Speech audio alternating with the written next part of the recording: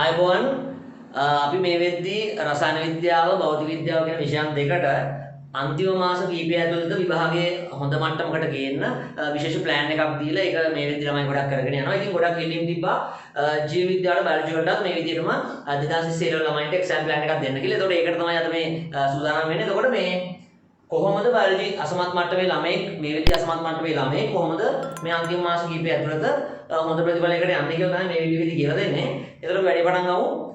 මෙහෙමයි දැන් බයොලොජි කියලා කියන්නේ ඇත්තටම මේ තියෙන කෙමිස්ට්‍රි ෆිසික්ස් ඒවට සාපේක්ෂව බලද්දී මැත් කම්බයිනස් ඔක්කොම සාපේක්ෂව බලද්දී විද්‍යාගත අංශ වල විෂයන්ට සාපේක්ෂව ලේසි විෂය. හරි? නමුත් දැන් මේ ලේසි විෂය සමහර ළමයින්ට අමාරු වෙලා තියෙන හේතුව විෂය කරුණු මතකෙ හිටින්නේ නැතිකම සහ පාඩම් කරන්න තියෙන කම්මැලිකම හින්දා මේ ලේසි විෂය සමහර පිළිසකට දැන් අමාරු වෙලා දෙනවා මේ වෙද්දී 2020 ළමයි මේ අන්තිම මාස තව 3ක් වගේ තියෙන. ඒ කාලෙදී බලනවා කොහොමද මේක ෆේල් නොවි බේරෙන්නේ කියලා. අන්න එහෙම ජීව විද්‍යාවෙන් අසරණ වෙලා පීඩාවටපත් වෙච්ච ළමයින්ට තමයි මේ වීඩියෝ එක වැදගත් වෙන්නේ. කරුණාකරලා හොඳට ජීව විද්‍යාව පුළුවන් එහෙම ළමෙක් නම් මේ වීඩියෝ එක බලන්න එපා. තේරුමක් නැහැ වැඩකින් ගන්න දෙයක් නැහැ. ඒතකොට මේක අර කවදාත් කියන වගේ බැරි එකාගේ හිතවත අනුශිල්පී කියන සංකල්පෙත් එක්ක තමයි මේක යන්නේ. එතකොට මේ ජීව විද්‍යාව අමාරුයි. මේක දැන් එපා වෙලා වැඩ කරන්න හිතෙන්නේ නැහැ. මොකක් හරි අන්තිම මොහොතේ S එකක් හරි දා ගන්න ඕනේ, C එකක් හරි ගන්න ඕනේ. අන්න එහෙම ළමයින්ට මේක වැදගත්. ඒ වගේම දැන් මේ වෙද්දී කොච්චර පාඩම් කරත් ලකුණු 40 50 සීමාවේ තමයි ඉන්නේ. ඒ කියන්නේ S එක මට්ටමේ C එක මට්ටමේ තමයි ඉන්නේ. එතනින් උඩට යන විදියක් නැහැ. ඒකට පිටට යන ආසයි වැඩ කරනවා. නමුත් ඒක හරියන්නේ නැති විදිහ කට්ටියක් ඉන්නවා. අන්න ඒගොල්ලන්ට මේකෙන් වාසියක් ගන්න පුළුවන්. මේ වෙද්දී හොඳටම ජීව විද්‍යාවට ලකුණු 80ක 85 ගන්න පුළුවන් ළමයින්ට මේ වීඩියෝ එක බැලීම තේරුමක් නැහැ. ඒකින්ද කරුණා කරලා මේක අවශ්‍යයි විතරක් තමයි නරඹන්න ඕනේ. හරි. එතකොට මෙහෙමයි මම කලින් කෙමිස්ට්‍රි ප්ලෑන් එකේදී ප්‍රශ්න වර්ගීකරණය කරලා දුන්නා ප්‍රශ්න අංකත් එක්ක. ෆිසික්ස් එකෙත් ඒක කරලා දුන්නා. හැබැයි ප්‍රශ්නේ තියෙන්නේ ජීව විද්‍යාව කියන විෂයේ ඒ විදිහට ප්‍රශ්නාංක දාලා වර්ග කරන්න බෑ. හරි ඒක හරිම පහසු කටයුත්තක්. නමුත් මෙතන සිද්ධ වෙනවා යම් තාක්දුරකට ඒ විදිහේ සැලැස්මක් මේකට මම යොදලා තියෙනවා. අන්න ඒක තමයි දැන් මේ කියන්නේ. රයිට් අපි වැඩි පටන් ගමු. ඊට කලින් පොඩි මම කාරණයක් කියන්නම් ජීව විද්‍යාව සම්බන්ධව. දැන් බයොලොජි වල නෝට් එක කියවද්දී ඇත්තටම ගත්තොත් ගොඩාක්ම තැන්වල 90%ක්ම තියෙන්නේ කටපාඩම් කරන් යන්නනේ. පොඩි තර්ක ටිකක් තියෙනවා මම නෑ කියන්නේ. නමුත් වැඩි ප්‍රමාණය තියෙන්නේ පාඩම් කරා. එතකොට මේවා මතක තියාගනිද්දී කිසියම් උපක්‍රම ඔයගොල්ලන්ට යොදා ගන්න වෙනවා. උදාහරණයක් මොකක් හරි සිද්ධියක් ඇසුරින් මෙයා කතාවක් ගොතලා අන්න ඒක උපක්‍රම වලට මේ මතක තියාගන්න සමහරට වචනයක් වෙන්න පුළුවන්. හරි අපි දැන් ඔකට එක නම් කියනවානේ. මතක සිටියම් කියලා කියනවා. ඒ කියන්නේ මොකක් හරි ඔයාගේ මනසේ ඇඳෙන චිත්‍රයක් මොකක් හරි වචනයක් රූපයක් ක්‍රියාවලියක් ඇසුරෙන් ඔයා ඒක එතනට ගලපලා ඇප්ලයි කරලා මේ පාඩම මතක තියාගන්න. දැන් අර අමුවෙන්ම මේක කටපාඩම් කරන්න ගියාම ජීව විද්‍යාවගේ විෂයක සෑහෙන්න එපා. හරි මම දැන් පොඩි උදාහරණයක් කියන්නම්. දැන් මේ වගේ දැන් ඕන තරම් ඔයාට අහු වෙන ඔයාම තමයි ඒවා නිර්මාණය කරන්නේ. හරි සමහරව ගුරුවරු කියා දෙනවත් ඇති මේ වගේ වචන කතන්දර නිකන් කවි වගේ දේවල් කතන්දර මොනවා හරි ක්‍රමයකට ටිකක් අර එපා වෙන කොටස් තියෙනවානේ බොරු කියන්න ඕනේ ජීව විද්‍යාව විෂයේ ටිකක් නිදිමත හැදෙන කම්මැලිකම් දැන් තියෙනවා. ඒකට ඒකත් එක්ක මේ කම්මැලිකම නවත්තගෙන කම්මැලි සිතුවිලි එන්නේ නැති කරගෙන මේක කොට දා ගන්නකොට පොඩි උපක්‍රම කීපයක් ඔයාලට දා ගන්න වෙනවා. හරිද? එතකොට මෙහෙම මම උදාහරණයක් කියන්නම්. දැන් මම එළව කරද්දී දැන් යොදාගත්තු උපක්‍රම දෙයක් වුණා කියන්නම්. දැන් ඔයා දන්නවා හෘදයේ වම් කර්ණිකාවයි වම් කෝෂිකාවයි අතර තියෙන්නේ ද්විතුණ්ඩ කපාටේ මයිටල් වැල් කියන්නේ. ඒ කියන්නේ මේ ද්විතුණ්ඩ කපාටේ. එතකොට දකුණු කර්ණිකාවයි දකුණු කෝෂිකාවයි අතරේ ත්‍රිතුණ්ඩ කපාටේ. ඔය දෙක ගොඩක් කට්ටිය දැන් මාරු වෙනවානේ ද්විතුණ්ඩ ත්‍රිතුණ්ඩ කියන වචන දෙක වම දකුණත් එක්ක. හරි. ඉතින් මොකක් හරි වචන ඇසුරෙන් මතක තියාගන්න පුළුවන්. කොහොම සරල දැන් මම නම් ඉතසල ඒක මතක තියාගන්නේ. තව කට්ටිය සමහරට මතක තියාගන්න ඇති. වාම කියද්දි අකුරු දෙකයිනේ. වම කියද්දි අකුරු දෙකයි. එතකොට මේ වම් කර්ණිකාව සහ වම් කෝෂිකාව අතර තමයි තියෙන්නේ ද්වි කියන දෙකනේ ද්විතුණ්ඩ කපාටේ. ඇයි වම කියද්දි වාම අකුරු දෙකයි ද්වි කියන්නේ දෙකයි නේ අකුරු දෙක තියෙන එක මේ තමයි ඒ කියන්නේ වම තමයි අකුරු දෙක තියෙන එක. එතකොට වම් කර්ණිකාව සහ වම් කෝෂිකාව අතර තමයි ද්විතුණ්ඩ කපාටේ තියෙන්නේ. හරි දාකුණ කියද්දි අකුරු තුනයි දාකුණ අකුරු තුනයි. එතකොට දකුණු කර්ණිකාව සහ දකුණු කෝෂිකාව අතර තමයි තුනේ කපාටේ කියන්නේ ත්‍රිතුණ්ඩ කපාටේ තියෙන්නේ. ඉතින් මොකක් හරි වක්‍රම නිකන් උදාහරණයක් කිව්වේ වගේ ඕන තරම් දැන් තියෙනවා. ඔයාටම නිකන් කතා හදන්න පුළුවන්. එක වචන වලින් එක මොකද සිද්ධියකින් හරි මොනවා හරි කවි කතන්දර චිත්‍රපටයක් හරි කමන්නේ මොනවා හරි මේකට පොඩ්ඩක් අර මේ මතකෙදී නැති කොටස් මතක තියෙන දත්තට පත් කරගන්න වෙනවා. ඒවා නෝට් කියවද්දී ඒ වක්‍රම පොඩ්ඩක් පාවිච්චි කරන්න මම නිකන් පොඩි කතාවක් මම කිව්වේ. හරිද? එතකොට මේ ඒක එක කාරණයක්. හරිද? ඊට පස්සේ ගොඩක් කට්ටියට මේක බැරි වෙන්න හේතුව ප්‍රශ්න වලට උත්තර ලියන්න නැතුව නිකන් ඔය පොත අර පත්‍ර කියවන වගේ කටපාඩම් කරන හින්දා තමයි ගොඩක් වෙලාට ඔයාලගේ ජීවිතයම මාරලා තියෙන්නේ. හරි අපි වැඩේට යමු. මම පොඩ්ඩක් නිකන් අර පසුබිම් කතා ටිකක් කියනවා. තව දේවල් කීපයක් මතක් වුණා ඒ වගේ දේවල් ටිකක් කියන්න. රයිට්. දැන් මේමයි මේ දැන් මේ වෙද්දී ඔයාලට හොඳටම දැනනවා නම් බයොලොජි ෆේල් වගේ කියලා වැඩේ හොඳටම අවුල් ගිහිල්ලා කියලා මෙන්න ප්ලෑන් එක. හරි.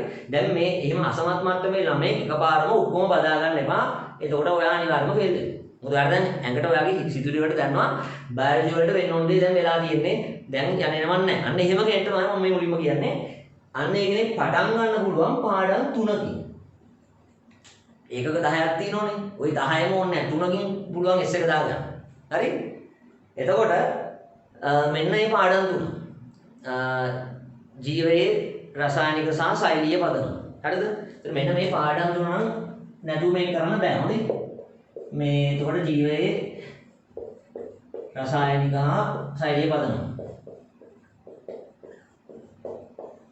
ඒක ඕනේ. හරිද? ඊට පස්සේ ඔය මිනිසාගේ පද්ධති ටික තියෙන පාඩම සත්වාකාරය සහ ක්‍රියාකාරීත්වය ඒක අනිවාර්යෙන්ම ඕනේ. සත්වාකාරය සහ ක්‍රියාකාරීත්වය අනිවාර්යෙන්ම ඕනේ. හරි? ඒක නැතුව බෑ. ඒක එකක් ගන්න බෑ නැතුව. ඊට පස්සේ ඔයාලට ශාකාකාරය සහ ක්‍රියාකාරීත්වයත් අනිවාර්යෙන්ම ඕනේ. හරි? ඔන්න ඔය පාඩම් තුනෙන් ගේමක් ගහගන්න පුළුවන්. හරි යුනිට් 10ක් වුණා මම හිතට බරයි ගොඩක් වැඩි කියලා හිතනවනේ. මම මේ කියන්නේ කාටද? මේ වෙද්දි අනේ නමන් නැතිච්ච කට්ටියට. හරි? මේ වෙද්දි බයලොජි කර ගියා ගන්න දෙයක් නේද? අසරණ වෙච්ච ප්‍රසක් අන්න ඒකට S එකක් යාන්තම් දාගන්න වැඩක් තමයි මේ කියන්නේ. හැබැයි මාසයක් විතර ඇද්දි මේක කරගත්තාම ඒ පාරේ දුන S එකක් නෙමෙයි C එකකට ඊගා ස්ටෙප් එකට යන්න පුළුවන් කියන්නේ. හරි? අපේ ප්ලෑන් එකේ පඩිවල ටික ටික නැගගෙන යන්න පුළුවන් එක. පැහැදිලිද කියන එක? එතකොට හැබැයි මෙතන පැහැදිලිව කියන්න ඕනේ මට ප්‍රශ්න තෝරලා අර කෙමිස්ට්‍රි ෆිසික්ස් වල වගේ ප්‍රශ්න තෝරලා ප්‍රශ්නාංක බෙදලා එහෙම දෙන්න පුළුවන් ගමන් ජීව විද්‍යාව විෂය නෑ එහෙම හරි අපහසු කටයුත්තක්. හරිද? ඒ කියන්නේ මම එතන ඒ වගේ මේ වර්ගීකරණය මෙතන දාලා නැහැ. හරි ඔයා මෙන්න එක මට මම ආයෙ කියනවා මේ පාඩම් තුන ගන්න. හරි මේ පාඩම් තුන අරගෙන මේකෙන් ඔයා මොකක් හරි කැමති පාඩමක් ඇතිනේ. මේ තුනටම අකමැති නම් ඉතින් මොකක් හරි නිකන් ඇස් වහගෙන සම්භාවිතාව මත එකක් තෝරගන්න. හරිද? එතන මේ පාඩම් තුනේම කැමතියක් උදාහරණයක් දෙමු. සත්වාකාරය සහ ක්‍රියාකාරීත්වය කියලා කැමතිම පාඩම මේ තුනේ. හරි ඒක ගත්තා. මෙන්න පාඩම් කරන්න හැම. හරිද? ඔයාලට තියෙන්නේ මොකක් හරි නෝට් එකක් හැබැයි ඕනේ. හොඳේ. ඔයා නෝට් එක ලිව්වේ නැත්නම් ඔයා පන්ති ගියේ නැත්නම් මොනවා හරි ප්‍රශ්නයක් නම් ගිය අවුරුදු විභාග ලියපු 2019 ලියපු කෙනෙක්ගේ හරි නෝට් එකක් අනිවාර්යයෙන්ම ඕනේ. හරිද? සටහනක් අවශ්‍යයි මේ පාඩමට. අන්නේ සටහන ගන්න. ඒ සටහන පිටු ගණනාවක් ඇති හොඳේ. දවස් දෙකක් විතර ගත කරලා කමන්නේ නිකන් පත්තරේ කියවන්න වගේ කියවනවා. සමහර ඒවා තේරෙයි සමහර ඒවා තේරෙන්නේ නැහැ. කමන්නේ වැඩි කාලයක් ගත කරන්න එපා හොඳේ. සමහර ක්‍රියාවලිය තේරුම් ගන්න අමාරු නම් ඔයා කමන්නේ නිකන් කියවලා දාන්න. ඒ පාඩමේ සියල්ලම තිබ්බ නෝට් එකම අපි නිකන් කියවලා දාන්න. එච්චර. වැඩි හිතන්න එපා. හරි. ඊට පස්සේ ඒතර සත්වාකාරය සහ ක්‍රියාකාරීත්වය අර ඒතර මේ ශෝෂණ පද්ධතිය ආහාර ජීවන පද්ධතිය වහම විස්තර අනමනම් ගොඩාක් ඔයාලට හම්බ වෙනවා. හරිද? මේ රූප සටහන් නම් කරන ක්‍රියාකාරීත්වය ආන්තරණ කී කතන්දර හම්බ වෙනවා. හරි. ඒතර ඔයා වැඩිපුර ඔළුවට ගන්න එපා නිකන් දවස් දෙකක් වගේ අරන්. හරි.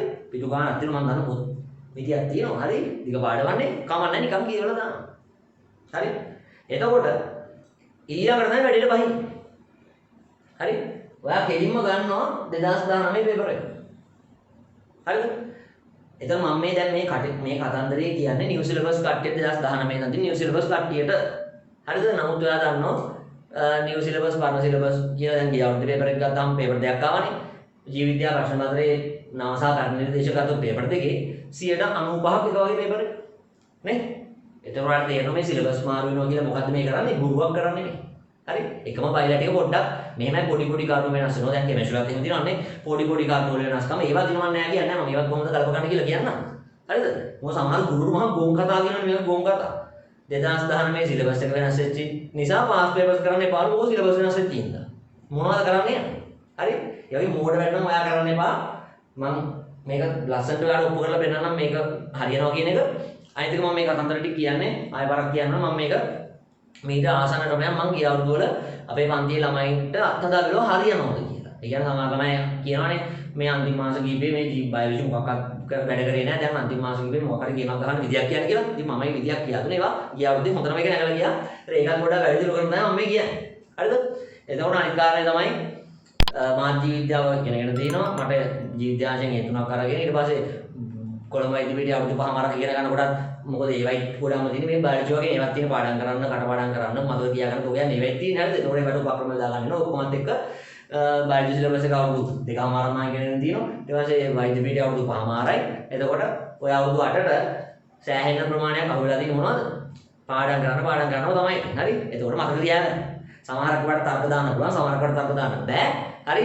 තර්ක දාන්න බැරි ඒවා දුප්පත් වෙනසෙන් අර මම කිව්ව අමුතු වචන දෙල්ලම් කතන්දර මයින්ඩ් මැප් එක එකව දාලා මතක තියාගන්න වෙනවා. ඒකට ඒකත් එක්ක මට හොඳ අයිඩියා එකක් මේ සම්බන්ධව මේ ක්‍රම සම්බන්ධව තියෙනවා. හරි? දැන් මට කෙනෙක් කිව්වොත් එහෙම බයොලොජි සිලබස් එක මුලින් ළඟට උගන්වන්න කියලා මට උගන්වන්න බෑ. මම මේ සම්බන්ධව අකුරින් අකුර දැන් බලන්න මම සිස්ටම් එක ගන්නවා. හරි? මම ක්‍රමවේදේ ක්‍රියාවලිය මම දන්නේ නැහැ. මට කියන්න පුළුවන් මෙහෙම කරාම ඔයාලට සුපිරි ගේමක් අන්තිම කාලේ ගාලේ අඩු මහන්සියකින් ගේම දෙන්න පුළුවන් කියලා. හරිද? ඒ කියන්නේ විශ්වාසයෙන් කියන්නේ නේද? රයිට්. එතකොට මේ ඔයා මේ තුනෙන් අපි දුම් ගත්තේ සත්වාකාරය සහ ක්‍රියාකාරීත්වය. හරිද? අපි ඊළඟ කරලා දෙනවා ඔඩිබේ ක්‍රියාකාරී සත්‍යය කියලා. හරි කොහොමද කවන්නේ? මේ සත්වාකාරය සහ ක්‍රියාකාරීත්වය මිනිසාගේ පද්ධති ටිකනේ ඔය උගන්වන්න තියෙන මේක විස්තර සහ ක්‍රියාකාරීත්වය. රයිට්. එතකොට ඔයා මේකේ නෝට් එක උඩින් පල්ලෙන් හරි කොහොම හරි දවස් දෙකක් විතර අරන් ගියුවා. ඊට පස්සේ මොකද කරන්නේ? අන්න අපි එනවා ප්ලෑන් එකට. ඔයා ගන්නවා රචනා ප්‍රශ්න පත්‍ර ටික. හරිද? 2019 පටන් ගන්න අනිවාර්යයෙන්ම. මොකද නිව් සිලබස් අපිට එකම එක ප්‍රශ්න පත්‍රයයි තියෙන්නේ. කමන්නේ ඒකෙන් පටන් ගන්න. 2019 පටන් ගන්න. 2019 රචනා ප්‍රශ්න පත්‍රය අරගෙන බලනවා ඉස්සෙල්ලා කොහොමත් අනිවාර්යයෙන්ම මේ සත්‍වාකාරී සහ ක්‍රියාකාරීත්වයෙන් ප්‍රශ්නයක් තියෙනවමනේ. අන්නේ ප්‍රශ්නයක් එනවා. නේ? අන්නේ ප්‍රශ්නේ අරගෙන බලනවා මොකක් හරි අර තීන දැනුමකින් මොනවා හරි උත්තරයක් අටවන්න පුළුවන්ද කියලා. ගොඩක් වෙලාට එහෙම බැලුවේ. මොකක්වත් තේරෙන්නේ නැති වෙලාව සමහරට ලියන්න. හරිද? කමන්නේ. හරි. වාඩි කරන්න තියෙන්නේ ඔයා බලන්න මාගින් ස්කීම් එක. හරි? උත්තර දිනන උත්තරේ බලන්න ඔයා. රචනා ප්‍රශ්නේ උත්තරේ බලන්න උත්තරේ කියවන්න. උත්තරේ කියවල ඉවරලා විනාඩි 5ක් විතර ඉඳලා ඒ තිබ්බ ටික පොඩ්ඩක් මතකෙ ලියන්න try එකක් දෙන්නකො. ඒත් බෑ. මරු වැඩම ඒක හොඳයි. දැන් උත්තරේ කියවලා පොත වහලා තියලා ලියන ගම ඒත් මතක නැහැ. නිකන් ඕන කරුණු 50ක් තිබ්බොත් කරුණු 10ක් විතර හරි. කමන්නේ බිඳුවේ නෙකි. පැහැදිලිද කියන්නේ? මම මේ කියන්නේ බිඳුවේ ඉන්නට වඩා හොඳයි ලකුණු 40කට ලියන එක. S එකක් අර තියෙනවා. ලකුණු 10 ඉන්නට වඩා හොඳයි ලකුණු 45කට එන එක. ඒක මම මේ කියන්නේ නැහැ. ඒකට කරන් තියන්නේ නිකම්ම අතට දාන්න එපා. අපිට මේ උත්සාහය කරන්න පුළුවන්. සත්වාකාරී සහ ක්‍රියාකාරීත්වයේ පාඩම නිකමට පිටු ටික කියුවා දවස් දෙකක් විතර ගත්තා. ඊට පස්සේ දවසේ මොකද අපි කරන්නේ? අන්නේ සත්වාකාරී සහ ක්‍රියාකාරීත්වයෙන් ආපු 2019 අවුරුද්දේ රචන ප්‍රශ්න ගත්තා. හරි. අරන් ඉතින් පුළුවන් නම් try එකක් දෙන උත්තරේ ලියන්න. අර ලියලා ඉවරලා උත්තරේ බලනවා. තේරෙන්නේම නැත්නම් කෙලිම මාකින් එකේ තියෙන උත්තරේ බලනවා. අන්න ඒක හොඳට කියවනවා. කියලා විනාඩි 5ක් විතර ඉඳලා ඒකේ තිබුණ ටික පොඩ්ඩක් ඔයා උත්තරයක් දෙන්න ඔයා ලියන්න try කරනවා. ඒත් ඔක්කොම ලියෙන්නේ නැහැ. ඊට පස්සේ ආයෙ පාර ඒ මාකින් එක කියවන්න. හරිද? අන්න ඒකම දෙවෙනි පාර යනකොට ඔයාලට පුළුවන් තව වැඩක් කරන්න දැන් මෙහෙමනේ හැමදාම මාකින් ස්කීම් එක එකම වෙන්නේ නැහැ. දැන් උදාහරණයක් කිව්වොත් එහෙම කෙටි සටහනක් ලියන්න එනවා මිනිසාගේ ආමාශය. හරිද? ඒ ආමාශය කියන ෂෝට් නෝට් එක ඇතුලේ ඒ මාකින් ස්කීම් එක හැම අවුරුද්දෙම එකම පොයින්ට්ස් ටික එන්නේ නැහනේ. සමහරවිට සිලබස් චේන්ජ් එකකදී ඒ පොයින්ට්ස් වෙනස් වෙනවා නේ. පැහැදිලිද මේ කියන්නේ? එතකොට දෙවෙනි පාර ලියද්දී ඔයා ඒ මාකින් ස්කීම් එකේ තියෙන කරුණු ටිකත් කියවනවා. ඊට අමතරව ඔයාගේ ඊට අදාළ නෝට් එකේ තියෙනවනේ කරුණු වගේ. පොඩ්ඩක් ඒ මාකින් එකේ නැති නෝට් එකේ තියෙන අමතර දෙක තුනකුත් පොඩ්ඩක් ඔලුවට ගන්නවා. පැහැදිලිද? දැන් රචනා ප්‍රශ්න එක වැඩිපුර කරුණු ලියුවා කියලා ලකුණු කපන්නේ නැහනේ. බොරු ලියන්න එපා හැබැයි හොඳේ. ඇත්ත දේවල් අපිට හොඳටම ලියන්න පුළුවන් ලිමිට් එකක් නැහනේ. එතකොට ඔයා මේ දෙවෙනි පාරේ මේ මාකින් එකේ තියෙන උත්තරේ කියවද්දී චුට්ටක් නෝට් එකේ පටස් කාලා යන හිතන්නකො මොකක් හරි ආහාර ජීර්ණ පද්ධතිය රචනා ප්‍රශ්නයක්. ඒතර ඔයා පොඩ්ඩක් ඒක වඩා හොයාගන්න පුළුවන් මේ සෙක්ෂන් එක මොකද්ද මේ ප්‍රශ්නේ තියෙන තැන කියලා පොඩ්ඩක් ඒකත් බලන්න පුළුවන් නේ. ඒකත් එක්ක ඒකේ තියෙන කරුණු ටිකක් කියවන ගමන් අර උත්තරේ කියනවා. කියවලා ආයෙ විනාඩි 5ක් විතර ඉඳලා ආයෙ ලියන එක මතක. හරි? දැන් මොකද වෙන්නේ? ඒ ලියාගන්න බෑ. හරි? ඒ තේරෙන්නේ නැහැ නෙමෙයි පොඩ්ඩක් තේරෙනවා නේ මතකෙ ලියාගන්න බෑ. හරි? ඊට තුන්වෙනි පාර. තුන්වෙනි පාරත් අර සෙල්ලමයි. ප්‍රශ්නේ හොඳ දැන් ගන්න ටික අවබෝධයෙන්. දැන් මුලින්ම නිකන් අමුවෙම වගේ මුලින් නිකන් ඔය පොතේ නෝට් එක කිව්වා 2019 මෙන්න මේ පාඩමෙන් ආපු ප්‍රශ්නේ බැලුවා තේරෙන්නේ නැහැ උත්තරේ බැලුවා මාකින් එක කිව්වා කියවල ඉවරලා ඒ මාකින් එකේ තිබිලිව මතක ලියන්න try කරා. පැහැදිලිද කියන්නේ? දෙවෙනි පාර නෝට් එකේ තියෙන අදාළ කොටසක් පොඩ්ඩක් බලලා තවත් අමතර කරුණක් දෙකක් තිබ්බොත් ඒකත් ලියන්න හිතේ තියන් මාකින් නැති කියලා ආයෙ ලියන්න කරලා ආයෙත් බෑ. හරි? තුන්වෙනි වටේ යනවා. තුන්වෙනි වටේදී හැබැයි සෑහෙන වර්ධනයක් වාගේ අඟට දැනෙනවා. මම මේ කියන්නේ මෙහෙම නෙමෙයි හොඳේ. පළවෙනි වටේ අද, දෙවෙනි වටේ ලබන මාසේ, තුන්වෙනි වටේ ඊගාවශයි එකේ එහෙම නෙමෙයි මම මේ කියන්නේ. මේක non stop වෙන්න ඕනේ මේ එක දවසේ මේ කියන්නේ හොඳේ. එක දවසේ පැය දෙකක් විතර අරගෙන මුලින්ම පැය ගන්න වැඩි නෑ හොඳේ. මුලින්ම සමහර ප්‍රශ්නයක් මම මේ කියන ටික කරන්න පැය දෙක තුනක් යන්න පුළුවන්. පස්සේ තමයි වගේ වේගය හැදෙන්නේ. තේරෙනවද මේ කියන්නේ? හරිද? එතකොට හැබැයි මෙහෙමයි. ඔයා ලියන්නම ඕනේ හොඳේ. නිකන් හිතෙන් උත්තරේ කරුණු මෙනෙහි කරලා එහෙම බෑ බයෝ කරද්දි ලියන්නම ඕනේ. ඔය විභාගයේ උත්තරේ මෙනෙහි කරලා හරියන්නේ නැහැ ලියන්න බෑ. තේරෙනවද කියන්නේ? එතකොට තුන්වෙනි වටේ වගේ එනකොට දෙලියනේ කියලා අර මෙහෙමයි චුට්ටක් පිටින් බැලුවත් කමන්නේ ආය පාරක්. දැන් මාකින් එක කියුවට ඔක්කොම ඔළුවේ තියෙන්නේ නැහනේ. අමතක වෙච්ච කරුණක් තියෙදිලා පොඩ්ඩක් ආයෙ බැලුවත් කමන්නේ නැහැ. තේරෙනවද මේ කියන්නේ? හරි. ඊට පස්සේ ඔය වගේ වට පහක් කියනවා. මොකද මම දැන් කිව්වේ 2019 සත්වාකාරී සහ ක්‍රියාකාරීත්වයෙන් ආපු රචනා ප්‍රශ්නයට මුලින්ම උත්තරේ ලිව්වා. තේරෙන්නේ නැත්නම් උත්තරේ බැලුවා. ඒ බලලා උත්තරේ මතකයෙන් ලිව්වා. හරිද? ඊට පස්සේ දෙවෙනි වටේ ගියා. ඒකට නම් මෙහෙම වැඩක් කරන්න පුළුවන්. ඔන්න පළවෙනි වතාවේම උත්තරේ වල ලියනවනේ. හැබැයි මැද පෙළ ක්‍රීඩකයන් නම් ටිකක් වඩා පුළුවන් කෙනෙක් නම් උත්තරේ තනියෙන් ඔයා යම් ප්‍රමාණයක් ලියලා. ඊට පස්සේ පළවෙනි වටේදීම ඔයාලට පුළුවන් මාකින් එක කියවලා ඔයාට ලිවෙච්ච නැති ටික රතු පාටින් පොඩ්ඩක් එතනම මාක් කරගන්න. තේරෙනවද කියන්නේ? ඔයාලා මුකුත් බැලලා මෙන්න තමයි මම කිව්වේ මුල් ලියන්න තේරෙන්නේ නැහැ. කමන්නේ මාකින් එකේ උත්තරේ කියවුවා. කියවලා විනාඩි 5ක් විතර ඉඳලා මතක ටික ලියනවා. හරි? ඒත් ආයෙම ලියවිලා නැහැ හරියට. ඒ අමතක වෙච්ච ටික රතු පාටින් ආයෙ වරම මාක් කරනවා. ඔන්න පළවෙනි වටේ ඉවරයි. ඊකට දෙවෙනි වටේදී මොකද්ද කරන්නේ? ඕකට පොඩ්ඩක් නෝට් එකේ තියෙන කරුණු යමක් තව මොනවා හරි පොඩි ටිකක් එකතු කරන්න පුළුවන් හොඳ දේවල් තියෙනවා නම් ඒවත් පොඩ්ඩක් මතක තියාගන්න ඒවත් ලියනවා. පැහැදිලිද? තුන්වෙනි වටේ වගේ යද්දී වාට සාමාන්‍ය හොඳ උත්තරය ලියා ගන්න පුළුවන්. පැහැදිලිද? ඊගාට කමලින් බා 4 5 වටවලට යද්දී ඔයාගේ වේගෙ ටික ටික හැදෙනවා. දැන් ඔයා 4 5 වටවලදී try කරන්න ඔය කරුණු ටික වේගෙන් ලියන්න ඉබ්බ ලියාගෙන යනවා. පැහැදිලිද? මැද පෙළින් දපු ළමයෙක් නම් පස්වෙනි වටේ වගේ යද්දී මොකද වෙන්නේ? එයා පස්වෙනි වටේට වගේ යද්දී කරුණු ඔක්කොම ටික මතකෙන් ලියනවා. අර අමතරව තව තියෙන නෝට් එකේ තියෙනවත් කීපයක් යාදින් ලියවෙනවා. හොඳ උත්තරයක් එයාගේ අන්තිමට ලියවිලා. පැහැදිලිද? හරි? ඔයා මේ උත්තරේ ලියද්දී පොයින්ට්ස් විදියට ලියුවට කමක් නැහැ කළු දාලා. හැබැයි මතක ඇදුව විභාගෙදී නම් එහෙම ලියන්න එපා ඡේදයක් ලියන්න. ඒක දන්නවනේ නේ. රචනා ප්‍රශ්නේදී ඡේද වශයෙන් තමයි ලියන්නේ. කර්ම වශයෙන් ලියන්නේ නැහැ නේ. ප්‍රැක්ටිස් වෙද්දී අවුලක් නැහැ.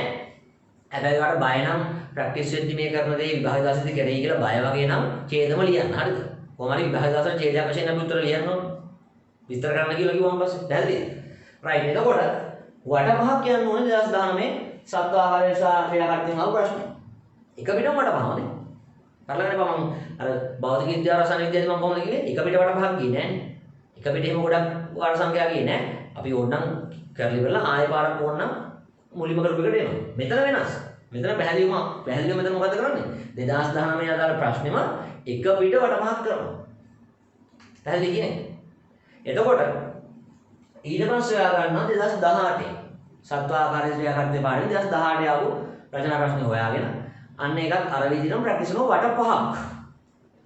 ඊට පස්සේ 2017 16 ඔය වගේ මම නම් කියන්නේ අවුරුදු 10ක් ආපස්සට යනවා.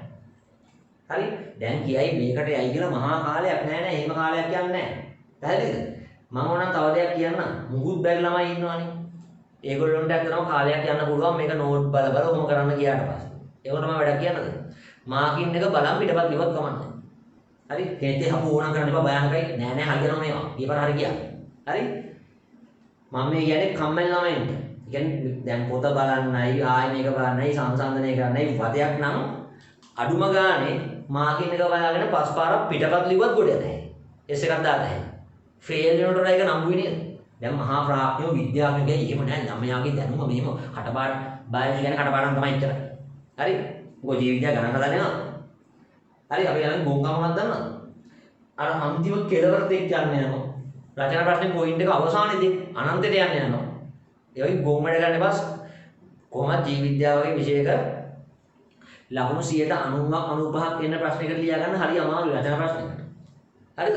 කොහොම කරත් කවුරු මිස් වෙනවා. අපි පුළුවන් තරම් උපරිමයෙන් අඩු කාලෙකදී ඒක ලියා ගන්න එක වෙන්න ඕනේ. කොහොමද ඔක්කොම ඉවර කරන්න බෑ කොහොම කරන්නද නේද? ඒතර මොකද්ද මම මේ කියපු උපක්‍රමේ ඔයා අවුරුදු 10ක් ආපස්සට රචනා ටික විතර මුලින් කරා. එක පිට වටපහම 2019 රචනා ප්‍රශ්නේ පස්වතාවක් විතර ලියදෙනවා. හතරවෙනි කඩේ පස්වෙනි කඩේ වගේ යද්දි හොඳ උත්තරයක් තමයි ලියන්නේ. මුල් වට දෙකේදී වගේ ඕන සමහරට අදින් නිකන් උත්තර කෑලිනේ භාගෙට. රතු පාටින් ඉතින් ඒවත් හරි ගස්ස ගත්තා නම් හොඳයි. හොඳට ප්‍රැක්ටිස් එකක් මේකෙන් එනවා. හරිද? එතකොට අවුරුදු 10ක ආපස්සට යන්න වෙලා තියෙනවා ඊටත් වඩා කරන්න හොඳයි. නමුත් දැන් මේ තියෙන කාලෙත් අවුරුදු 10ක් අපි ගමු ආපස්සට. අවුරුදු 10ක් නිකන් බෑම බෑ වගේ නම් කමන්නේ අවුරුදු 5ක් ගන්න ඒත් මොකක් හරි කරගන්න පුළුවන්. මම කියන්නේ දැන් කාලේ සීමා සහිත සාධකයක් හිටියට අවුරුදු 10ක් යන කරා හරි 5ක් හරි ගමන්නේ. අඩුම ගානේ. හැබැයි මදි හොඳේ 10ක් නම් තමයි හොඳ. එතකොට මේ ඊළඟ මොකක්ද කරන්නේ? සත්වාකාරයේ සහ ක්‍රියාකාරීත්වයෙන් ආපු තියෙනවා ව්‍යුහගත රචනා ප්‍රශ්න ස්ට්‍රක්චර්ඩ් එක. අන්න ඒකටත් ඔය වැඩේම කරනවා. අර රචනා ප්‍රශ්න තරම් වෙලා යන්නේ නැහැ ස්ට්‍රක්චර්ඩ් වලට. හොඳේ. පැහැදිලිද කියන්නේ? රචනා ප්‍රශ්නේ තරම් වෙලා කියන්නේ නැහැ ස්ට්‍රක්චර්ඩ් එකේදී. ස්ට්‍රක්චර්ඩ් එකේදී වල කරන් තියෙන්නේ හරි කෙටි උත්තර නෙන්නේ. හරි 2019 ඉවරෙන් ගත්තා සත්ව ආකාරයේ ක්‍රියාකාරීත්වයෙන් ආපු රචනා ප්‍රශ්න ව්‍යුහගත රචනා ප්‍රශ්නේ කොටසක් හරි ප්‍රශ්නේ බැලුවා අය. හරිද? පුළුවන් ටික ලිව්වා. බැරි ටික මාකින් එක බලලා හරි වැඩි දාගත්තා උඩ බලලා දාගත්තා. ඊට පස්සේ ආයෙ වටයක් යනවා. ආයෙ වටයක් යනවා විදියට වට පහක් යනවා. 2018 එකේ ඊට 17 16 කොම ආපස්සට යනවා. හරි? අන්තිමට මොකක්ද ඔයා කරන්නේ? අන්තිමට ගන්න පුළුවන් සත්වාකාරයේ සහ ක්‍රියාකාරීත්වයෙන් ආපු MCQ. සාමාන්‍ය MCQ ලොකු ප්‍රමාණයක් මේ පාඩු. තියෙන ලොකුම පාඩුවනේ. ඒක නම් මේවා තමයි කියලා මේ සෙක දාන්න ලේසිම තැන් ටික. ලේසිම නෙමෙයි හොඳේ. මීට වඩා ලේසි පාඩම් සිලබස් එකේ තියෙනවා. මම කියන්නේ ලේසි කියන්නේ නෙමෙයි. ලේසි වෙලා වුණත් පේපර් එකේ ගොඩක් ලකුණු වෙන් වෙන්නේ නැත්නම් වැඩක් නැහැ. මේකේ සෑහෙන ලකුණු ප්‍රමාණයක් රචනයක් කොහොමද තියෙනවා ස්ට්‍රක්චර්ඩ් එකක් තියෙනවා. MCQ වලට සෑහෙන ප්‍රමාණයක් මේකෙන් එනවා. ඒතර මේකෙන් ආපු MCQ ටිකක් ගන්න පුළුවන්. කොට දා ගන්න 2019 මේකේ ඉඳගෙන 2019 2018 2017 පුළුවන් නම් විවරණ පොතක උදව් ගන්න මේ උත්තරේ නැහැ චෙක් කරගන්න. පැහැදිලිද? එතකොට මේකත් එක්ක ඔන්න මේ පාඩම කොට දැම්ම කියන්නේ සාමාන්‍යයෙන් ගේමක් ගෙවුවා. දැන් කොච්චර කාලයක් මේකට ගන්න ඕනද? මෙහෙමයි. දල වශයෙන් ගත්තොත් එක දිගට පැය 5ක්. එක දිගට කියන්නේ මැද පොඩි විතරමයක් ගන්නවා හරිද? දැන් උදේ බයොලොජි පාඩම් කරනවා නම් පැය 5ක්. පැය දෙකමාරක් උත්තර ලියනවා. පොඩි විවේකයක් විනාඩි 15ක් 20ක් විතර. ආයෙ පැය දෙකමාරක්. පැහැදිලිද? ඒ කියන්නේ non stop පැය දෙකමාර වැඩි වෙන්න ඕන. ඊට පස්සේ විනාඩි 10ක් 15ක් පොඩි බ්‍රේක් එකක් ආයෙත් නවත්තපු දෙනින් පටන් ගත්තා ආයෙ පැය දෙකමාරක්. ඒතර පැය 5ක් උත්තර ලියද්දී කොහොම පැය 5 අවස්ථාව යාට සතියට අඩුම ගානේ 5ක්වත් ගන්න පුළුවන් නම් ජන්තිෂුණු කරන්න බෑ. පැහැදිලිද? එක දිගට නම් උදේත් බයොලොජි රැත් බයොලොජි එහෙම කරන්න බෑ. පැය 10 15ක් විතර. හරිද? පැය 5ක් වේ ප්‍රායෝගික ගණන් මම කිව්වේ. හැබැයි එක දිගට හොඳේ. එකම පාඩම. සත්වාකාරයෙන් පොඩ්ඩයි ඊට පස්සේ ප්‍රවේගී පොඩ්ඩයි එහෙම බෑ. මේක නම් මේකම තමයි හරිද? ඒතකොට ඔන්න ඔය වැඩේ සාමාන්‍යයෙන් සති දෙකකින් වගේ ගොඩනගා ගන්න පුළුවන් නම් හොඳටම හොඳයි. උපරිම සති 3ක් මේ පාඩමට. පැහැදිලිද කියන්නේ? එතකොට යා මහන්සි වෙන්නේ ලේසිම ලේසි නෑ හොඳේ. පිටපත් ලියන්න උනත් හිතෙන්නේ නෑ ඔය කිව්වට. මොකද බැරිම කෙනෙක්ට මාකින් එක බලාගෙන නිකන් පිටපත් ලියන්න වගේ වටපහක් පස් පරලිවත් මොකක් හරි දෙනමක් එනවා කියලා. ඇත්තටම එනවා. නිකන් ඉන්නට try එක හොඳයි. හරිද? වඩා හොඳයි පොඩ්ඩක් අර්ථාන්විතව තනියෙන් try එකක් දෙනවා. මිස් වෙච්ච පොයින්ට් එක රතු පාටින් ලියනවා. ආයෙ වටේදී තව ටිකක් තනියෙන් හොඳට ලියවෙනවා. මිස් වෙච්ච පොයින්ට් එක රතු පාටින් ලියනවා. නෝට් එකක් අතන පොඩ්ඩක් බලනවා මේ මාකින් එකේ නැති මේ ප්‍රශ්නෙට උත්තරේ වශයෙන් ගන්න පුළුවන්. තව තව කරුණු මොනවද තියෙන්නේ? හරි ඒ අතිරේක කරුණු දෙක තුනකුත් පොඩ්ඩක් බලලා ලියා ගන්නවා. ඒක නියමයි එහෙම කරන්න පුළුවන්. ඔය අතරේ වට හම්බ වෙන මොනවද? ඔය අතරේ වට හම්බ වෙන 2019 ඉඳන් තියෙන නිව් සිලබස් එකට අදාළ නොවන පොඩි පොඩි කෑලිනේ. පොඩි පොඩි කර්ම වල වෙනස්කම්. අන්න ඒකට තමයි ඔයාට නිව් සිලබස් එකට අදාළ නෝට් එකක් මම ඕන කියලා කිව්වේ. ඒතර හිතන්නකෝ මොකක් හරි ප්‍රශ්නයක උත්තරය දැන් 2013 පේපර් එකේ ප්‍රශ්නයක්. ඒතර ඒක නිකන් ඔයාලට තේරෙනවා මේ ලියපු උත්තරේ කෑලි නිකන් දැන් ගන්න අතර පොඩි වෙනස්කම් ටික. ඔයා අන්න එක පොඩ්ඩක් සංශෝධනය කරගන්න ඕනේ දැන් ගන්න පාඩ එකත් එක්ක. පැහැදිලිද? එතකොට පාස් පේපර්ස් කරා සිලබස් වෙනස් වුණා කියලා ඒක ලොකු බලපෑමක් අපිට එන්නේ අපි අවබෝධය කරගන්න පැහැදිලිද කියන්නේ? හැබැයි ඉතින් එහෙම වෙනස්කම් මහ ලොකු දේවල් නැහැ. පැහැදිලිද? සමහරට එකම ප්‍රශ්නේ 2013 අහලා තියෙනවා ඊගාට නිව් සිලබස් එකේදී ගන්න අහන විදිහ චුට්ටක් ඒ උත්තරේට එන පොයින්ට්ස් ටික කරුණු ටික වෙනස් වෙන්න පුළුවන්. සමහරට ඒ උගන්වපු පොඩි පොඩි තියරි කොටස් වල පොඩි වෙනස්කම් තියෙන්න පුළුවන්. අන්න ඒකට තමයි නෝට් එක බලලා පරණ සිලබස් එකේ ප්‍රශ්නයක් කරද්දී ඔයා නෝට් එක බලලා ඔයාගේ අලුත් එකේ විදියට පොඩ්ඩක් ඒකේ නෝට් එක බලලා ඒ ඇසුරෙන් පොඩ්ඩක් ඒ සංශෝධනය කරගන්න. හිතන්නකෝ ඔය අතරේ වට හම්බ වෙනවා කියලා මොකක් හරි පරණ පේපර් එකේ ප්‍රශ්නයක් ඒක දැන් සිලබස් එකේ නැහැ. ඒතකොට ඒ ප්‍රශ්නයක් කරන්න එපා අතාරින්. පැහැදිලිද? ඔයාත් මේවා ලියාගෙන යද්දී හිතන්න මොන එක්තරා ප්‍රශ්නයක් අහුවෙනවා. ඒකේ ඒ මාතෘකාව ඒ තියරි එක ඒ සංකල්පය ඒ කොටස දැන් නිව් සිලබස් එකේ වර්ධනය ඔයාගේ නෝට් පොතේ නෑ ඒක නෑ දැන්. අයින් වෙච්ච කොටසක්. ඒතකොට තමයි ඒක ලියන්නේ නෑ. පැහැදිලිද? සිලබස් එකේ නැති ප්‍රශ්නයක් නම් එයාලා දින ඒක අපි ඒ කොටස ලියන්නේ නැහැ අතල්ලා දාන්න. පැහැදිලි? එහෙමයි පුහුණු වෙන්නේ ආපස්සට පේපර්ස් ටික. පැහැදිලිද? ඒතර ඔන්න ඔය විදිහට සත්වාකාරය සහ ක්‍රියාකාරීත්වය සම්පූර්ණ කරගත්තා. ඊට පස්සේ යනවා මෙතන ඊගාවට කැමති මොකද්ද? හිතන්නකෝ ජීවයේ රසායනික හා සල්ලි පදනම කියන නෑ අර විදිහටමයි. හැබැයි රසායනික පදනමෙන් සල්ලි පදනමෙන් මේ රචන ප්‍රශ්න ලොකුවටම එන්නේ නැහැ. ඉතින් එන්නත් පුළුවන් ෂෝට් නෝට් එකක් වගේ යන්න පුළුවන් නේ. කොහොම හරි තියෙනවා නම් මුලින්ම රචන ප්‍රශ්නේ බලලා කරන්න.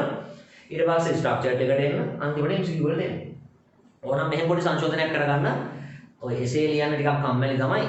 එහෙමනම් ස්ට්‍රක්චර් ටික මුලින් කරලා ඉන්නකො ප්‍රශ්නයක් නැහැ. එසේ වලට කම්මැලි නම් ස්ට්‍රක්චර් ටික මුලින් කරලා ඊට පස්සේ එසේ කරලා කොහොමත් අන්තිමටයි MCQ. හොඳේ. කොහොම කරා වුණත් කෙටි ප්‍රශ්න වලට එන්නේ අන්තිමට. හරිද? ඊට පස්සේ අන්තිමට දාන්න ඔයා කැමති ශාක ආකාර සහ ක්‍රියාකාරීත්වය කියලා. ඔන්න ඒකත් ඒ විදිහමයි. ඔයා කැමති නම් ස්ට්‍රක්චර් ටික මුලින් නැත්නම් එසේ ටික මුලින් හරි ඒක ස්ට්‍රක්චර් කියලා. විරෝධ රචනා ප්‍රශ්නයක් මේකෙන් සාමාන්‍ය එකක් තියෙනවා. ඒකට බැලුවා දැස් දාන්න මේක කරා උත්තරේ බැලුවා. අලුබඩ දාලා වටපහ යන්න ඕනේ. හොඳේ. ඊට පස්සේ ඒකේ එසේ ටිකත් ඒ වගේමයි. අර විදිහම 19 18 17 අවුරුදු 10ක අවසන් ස්ට්‍රක්චර් ටික ශාස්ත්‍රීයකාරීත්වය ආකාරයි. ඊට පස්සේ එසේ ටික මේ පාඩමෙන් ආපු 2019 18 13 අවසර අවුරුදු 10. අන්තිමට MCQ ටික. මේ පාඩම් තුන ඇතුලේ MCQ සැලකිය යුතු ප්‍රමාණයක් වාට තියෙන සෑහෙන ප්‍රමාණයක්. හරිද? එතන ඒකත් එක ස්ට්‍රක්චර් ලියවිලා එසේ ලියවිලා ඒවත් එක්ක යන්තම් S එකක් මට්ටමට ඇවිල්ලා යන්තම් හොඳේ. මොකද මේවයි හැමදේම වල ලියා ගන්න බෑ. මේක තමාරු බෑනේ තියෙන හොඳේ. ඒකම නෑ කියන්නේ.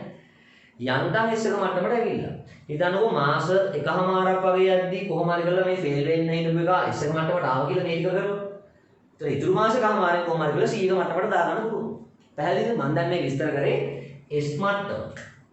හරි මේ ටික උඩ දාගත්තාම S මට්ටමට මොකක් හරි ගේමක් ගහ ගන්න පුළුවන්. මේ පාඩම් තුනක් අතහැරලා නම් මම නම් හිතන්නේ S එකකට try කරන්න පුළුවන් කියලා. මේ තුන නම් අතාරින්න එපා. හරිද? මොකද ලකුණු සෑහෙන්න වෙන පාඩම් තුනක්. පැහැදිලිද? දැන් S එක හරි. දැන් යන් C එකට. C එකේදී මම පාඩම් වර්ග කරන්නේ නැහැ. දැන් සාමාන්‍යයෙන් මේ තුන කරාට පස්සේ ඔයාට රචනා ප්‍රශ්න දෙකක් කොහොමත් ගොඩ දාන්න පුළුවන් මේ තුනේ. රචනා ප්‍රශ්න හතරක් ලියන්න එපයි දෙකක් ගොඩ දාන්න පුළුවන්. හරි? කියන්නේ 150ක් රචන එකකින්. හැබැයි ඒක ඔක්කොම ලියන්න බෑනේ. ඒකෙන් යම් ලකුණු ප්‍රමාණයක් නේද? 150 ප්‍රශ්න දෙකක් ගොඩ 300යි. ස්ට්‍රක්චර්ඩ් දෙකමාරක් විතර ප්‍රමාණයක් නේ මේකෙන් තුනක් වෙන්නත් පුළුවන් නේ. ලකුණු 200ක් 300ක් අතර ප්‍රමාණයක් මේකෙන් ස්ට්‍රක්චර්ඩ් එකේ අපි 200ක් තියමුකෝ. අතන 300 200ක් 500ක්. පැහැදිලිවම සෙකන්ඩ් පේපර් එකේ ලකුණු 500ක් හෝ ඊට වැඩි ප්‍රමාණයක් මේ පාඩම් වලින් ගොඩ දාගන්න පුළුවන්. ඒක 500ම ගන්න බෑ. 500ට වැඩි අතන මොකද ස්ට්‍රක්චර්ඩ් එකක් මේකෙන් තියෙනවනේ. එතකොට ඒවත් එක බලද්දී ඔයාලට ලකුණු හරි මේක ෆුල් එකක් නෑ කියමුකෝ අපි. එහෙම වුණත් කොහොම හරි ඔයාලට මේ ලකුණු 200ක් මේක පැහැදිලිවම අහනවා මේක පැහැදිලිවම අපි 200ක් තියමුකෝ උඩට මේ ස්ට්‍රක්චර්ඩ් එකේ 100 ප්‍රශ්න සම්පූර්ණ තුනක් නෙමෙයි කොටස් කොටස් හරි ලකුණු 200ක් තියමු. එසේ දෙකක් පැහැදිලිව තියෙනවා. දැන් 300යි 200යි 500යි. ඔය 500න් හිතන්නකෝ ගත්තයි කියලා ලකුණු 300ක් විතර. තේරුණා කියන්නේ? ඒක බැරි නෑ මොකද මේ තුනක් මොකද දැන් ප්‍රැක්ටිස් වෙලා නැතිනේ. ඊට පස්සේ MCQත් මෙවන් සෑහෙනවානේ. එතනින් යන්තම් ලකුණු 30 ගානකට යාට 40 කිට්ටුවකට ගොඩ දාගන්න පුළුවන්. හැබැයි යන්තම් S එක හොඳේ. රයිට් දැන් යනවා C එකට. C එකට නමනවා වෙන තවත් පාඩම් තුනක් ගන්න. තව තුනක්. මම කියන්නේ නෑ මොනවද කියලා කැමති එකයි. ප්‍රවේණීය වෙන්න පුළුවන්. හරිද? පාරිසරික ජීවිතය අපුල වෙන්න පුළුවන්. මයික්‍රෝබයොලොජි කොටස වෙන්න පුළුවන් මොනවා හරි මම කියන්නේ නෑ මොකද්ද කියලා. විවහාරික ජීව විද්‍යාව හරි මොනවා හරි ඔයා තියෙන ඉතුරු පාඩම් තියෙනවා තව හතක්. ඒ හතෙන් මට බලපෑම් කරන්න බෑ. හරිද? ඔයා ඒවෙන් කැමති පාඩම් තුනක් ගන්න. හැබැයි පාඩම් තුන ගන්නකොට සැලකිලිමත් වෙන්න රචනා ප්‍රශ්න එන පාඩම් තුනක් ගන්න. හරිද? පැහැදිලි කියන්නේ. දැන් ප්‍රවේණියෙන් ගත්තොත් එහෙම සාමාන්‍ය රචනා ප්‍රශ්නයක් හැම අවුරුද්දෙම වගේ එනවනේ. පැහැදිලිද? අන්න ඒ වගේ ටිකක් මේ පාඩම් තව හතක් තියෙනවනේ මේ තුන අයින් කරාට පස්සේ ඒ හතෙන් රචනා ප්‍රශ්න හැමදාම වගේ හරි බොහෝ විට රචනා ප්‍රශ්නයක් ලැබෙන පාඩම් තුනක් තෝරගන්න. පැහැදිලිද? එතකොට රචනා ප්‍රශ්න දෙකක් මෙතනින් කොට දැම්මොත් එහෙම අර තුනෙන් මොකක් හරි කරලා ඉසි ප්‍රශ්න දෙකක් තෝරගත්තොත් රචනා ප්‍රශ්න හතර හරිනේ. පැහැදිලිද කියන්නේ? එතකොට ස්ට්‍රක්චර්ඩ් එකට සහ එකට එන ප්‍රශ්න ටික තියෙනවනේ. පැහැදිලිද? අන්න ඒ වගේ දැන් මෙහෙමයි.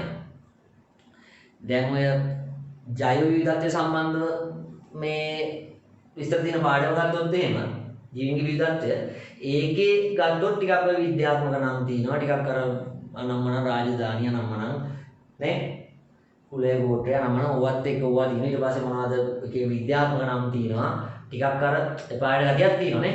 ඒතර අන්න එහෙම පාඩමකට වඩා මම හිතන්නේ හොඳයි කරුණු ටිකක් අඩු. හරිද? පාඩම් තියෙනවා මම බලාගෙන යද්දි. හරිද? එතකොට අන්න ඒවත් එක්ක ටිකක් ලේසි පාඩම් තුනක් ඔයාට ලේසි පාඩම් තුනක්. මම දන්නේ ඔයාලට ජීවිත විවිධත්වයේ පාඩම ලේසි නම් කිසි ප්‍රශ්නයක් නැහැ. ඔයා මේ විද්‍යාත්මක නම් පාඩම් කරන්න අනමනම් විශ්ව කොට පාඩම් කරනවා ආසනම් ඔයාලට ලේසි නම් ප්‍රශ්නයක් නැහැ. ඔයා පාඩම තෝරගන්න උදාහරණයක් කිව්වේ කොහොම හරි ඉතුරු පාඩම් හදෙන් ටිකක් ලේසි වගේ තුනක් ඔයා තෝරගන්න. තෝරගෙන අර ප්ලෑන් එකමයි මොකද්ද? ස්ට්‍රක්චර්ඩ් හෝ එසේ මුලින් වට පහ කරා 2019 වට පහයි 18 වට පහයි 17 වට පහයි ගියා. ඊට පස්සේ MCQ වලට ගියා. හරි ස්ට්‍රක්චර්ඩ් නැත්නම් එසේ මුලින් හරි මොකද ඒක මාරු වෙන්න පුළුවන් මුලින්ම ස්ට්‍රක්චර්ඩ් නම් ඊට පස්සේ එසේ අන්තිමට MCQ. හරි MCQ වලදී වට පහක් ඕනේ නැහැ. අනික වැල්යු කියනවනේ. මේ කිසිම අවස්ථාවකදී කෙටි ප්‍රශ්න වලදී වට පහක් අවශ්‍ය නැහැ. හරිද? ඒක වාට කෙටි ප්‍රශ්න තේරුම් ගන්න උත්සාහ කරන්න විවරණයක් බලලා හරි මොකක් හරි ක්‍රමයකට තේරෙන්නේ නැත්නම් අල්ලලා දාන්න. හරි වෙලා මාස්ති කරන්න එපා දැන් අන්තිම මොහොතේ. හරි? එතකොට ඒකේ එකපාරක් තමයි ඉන්නේ කොහොමද වෙලාවක් තියෙන්නේ ඔය පිට වඩා කරන්න. ඒක වට පහක් ගන්න අවශ්‍ය නැහැ MCQ. හරි? දැන් මොන 100 එකක් හරි 100ක මට්ටමට හරි ඉතින් හරිද? ඔයා වැඩ කරන්න ඕන 100 ගණන නේ. හරිද? ඒක පාඩම් 6ක් තමයි ආවරණය කියන්නේ පාඩම් 6කින් තමයි ආ මේ ගේම් එක ප්ලේ කරලා තියෙන්නේ 100ක මට්ටමට එන්නේ. පැහැදිලිව මේක සෙකන්ඩ් පේපර් එකේ සෑහෙන ප්‍රශ්න ප්‍රමාණය ලකුණු ප්‍රමාණයක් ඔයා ආවරණය කරනවා. පැහැදිලිද? අන්තිමට AB මම එකට කියන්නේ AB මට්ටමට එනකොට ඔයාට සිද්ධ වෙනවා අර අනිත් පාඩම් හතරත් කවර් කරගන්න. හරි? S එකට මම ඔය පාඩම් තුනකින් ගේම ගහන්න. හැබැයි S එකෙන් නතර වෙන්න බෑ. මොකද යන්තම් S එක තමයි මෙතනින් ටාගට් ගන්න පුළුවන් යන්තම්. හොඳයි මොකද මේවයි ඔක්කොම උත්තර හරියට ලියා ගන්න අපිට දෙන්නේ නැහැ. හරිද? යන්තම් S එක මේ. ඊට පස්සේ 100ක මට්ටම අනිවාර්යෙන් කොහොම හරි කරලා එතනට එන්න තවත් පාඩම් තුනක් කැමති තුනක්. හැබැයි රචනා ප්‍රශ්න, ව්‍යුහගත රචනා ප්‍රශ්න වලට නිතරම වගේ එන පාඩම් තුනක්. ඒකෙත් මුලින්ම එසේ ටික කරා මම කිව්ව විදිහට වටපහ ගියා, ස්ට්‍රක්චර් ටික වටපහ ගියා, MCQ එක වටයක් ගියා. හරිද?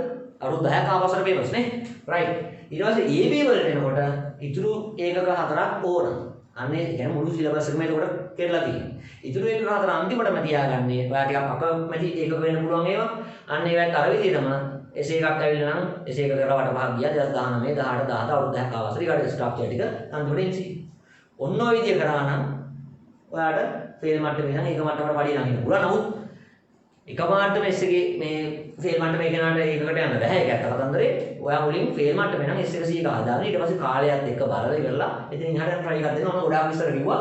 මේ ආයෙ බලක් කියන්න දෙන්නේ ව්‍යුහගත රචනා වුණත් කමක් නැහැ. රචනා වුණත් කමක් නැහැ. මුලින් කරන්න ඒක මාරු වෙන්න පුළුවන්. වටපහ යන්නම වෙනවා. ඊට පස්සේ MCQ වලදී කෙටි ප්‍රශ්න වලදී වටපහක් අවශ්‍ය නැහැ. නමුත් කෙටි ප්‍රශ්න කරන්න අපි අන්තිමට.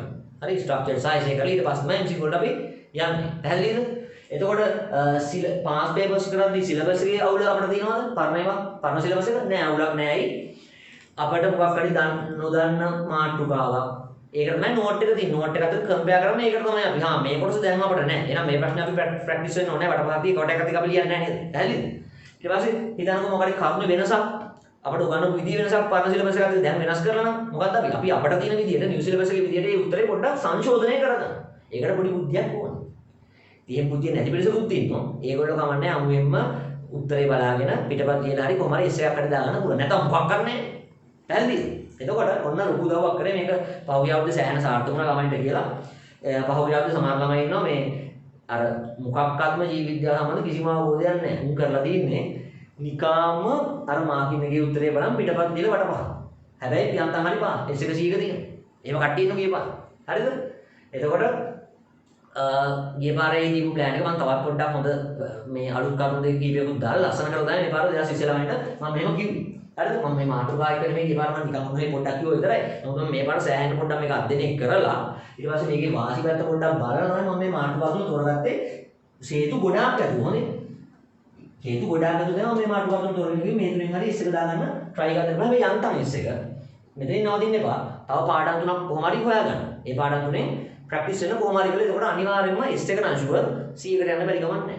අර ඒකක දැන් ඒතර 6ක් නේ 3යි. ඉතුරු 4 ඕනේ වාට AB වලට try කරනවා නම් ඉතුරු 4ක් අනිවාර්යයෙන්ම 100 නැත්නම් සෑහෙන ප්‍රමාණයකට. ඒ කියන්නේ 80ක level එකට ඒකක වල තියරි ටික ඉතින් අතහැරලා දැන් හොඳේ කරන්න වෙනවා.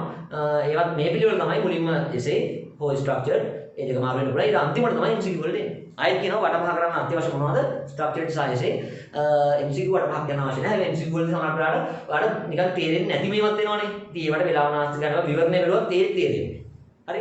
විවරණ පොත් තියෙන එක පොත් මේ මම දැක්ක අලුත් විවරණ පොත් සමහර ඔය දැන් මේ කොරෝනා ප්‍රශ්නෙත් එක්ක එක පොත් මම දැක්ක දාලා දෙනවා විස්තර විවරණ පොත් තියෙනවා කියලා. හරිද?